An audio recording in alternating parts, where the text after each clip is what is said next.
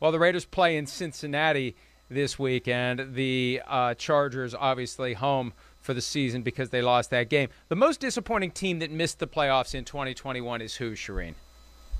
Well, I'm going to go with the Chargers because I know Bill Parcells says you are what your record says you are, but the Chargers have better talent than what their record says they are. They should be in the postseason. Are you kidding me? Justin Herbert, the quarterback that you have, and Justin Herbert, and you didn't make the postseason, fourth in offense, and you can't make the postseason. I just have a hard time figuring out, well, I don't have a hard time figuring out. I think Brandon Staley screwed it up against the Raiders, and I think he screwed it up against the Chiefs, and I think they would have won both of those games with better coaching decisions, and they would be in the postseason now. Yeah, I say the most disappointing team that didn't make the playoffs is the Vikings because, number one, the high-end analytics every other year. This was a year, odd number year, they make it, even number year they don't.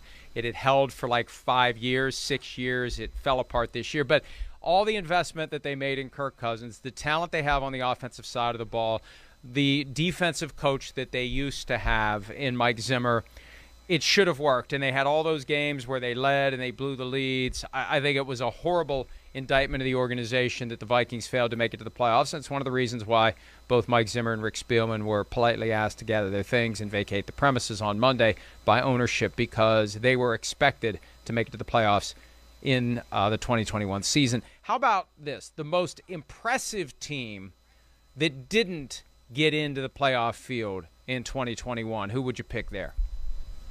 Well, I'm going to go with the Dolphins simply because of the way that they finished. They started out 1-7. A 1-7 team had never made the postseason, and yet they're at the end of the season. If you can control your destiny, they did that. And, of course, they had the blowout loss to the Titans. I get it. But they won 8 of their last 9.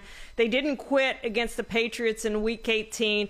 I just thought they played really well, and having a chance to go to the postseason after a 1-7 start I thought was pretty miraculous. Yeah, I agree with you completely. To have that 7-game winning streak and then to knock off the Patriots in a game where the Dolphins weren't playing for anything, extremely impressive. This one is difficult for me, but I'm going to say the Falcons. I don't think we expected the Falcons to be 7-10. I don't think I expected them to win 4 games. And for them to turn it around as quickly as they did with their cap situation, Arthur Smith, keeping them in games. Now, when they lost badly, but they won close games. They beat teams they were supposed to beat. Yes, they did have some ugly losses, and I think they probably did give up more points than they scored. Minus 146 was there. Holy crap. They really did. When they lost, they didn't mess around. But I never expected them to win 7 games, and I think it bodes well for the future for the Atlanta Falcons that they were able to win 7 out of 17 games and still kind of be alive until the final 2 weekends of the season. Of the teams that missed the playoffs, the best coaching job was done by who, Charean? Boy, there's some really good candidates for this. I'm going to go with John Harbaugh simply because of the injuries that they had. 17 players on injured reserve, just a who's who there. They lost their entire running backs room. They were just signing running backs off the street left and right the whole entire season. Of course, Lamar Jackson missed the final 4 games of the season, and yet there they were in playoff contention in Week 18. I just thought John Harbaugh did a terrific coaching job to have them in that situation on the verge of the playoffs in Week 18.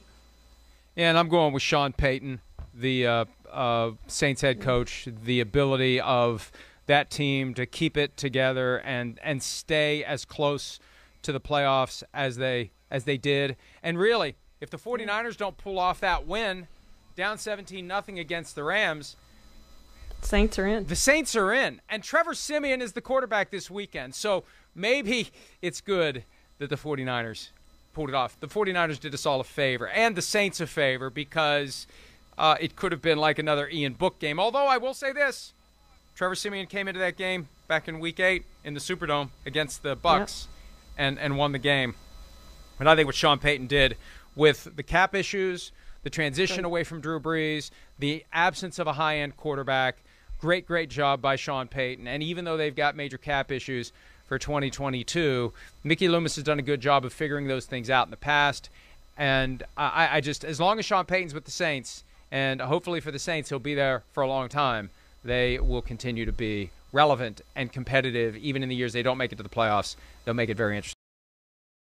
Hi, I'm Mike Tirico, and thanks for watching. Make sure to hit subscribe for the latest news and highlights from NBC Sports.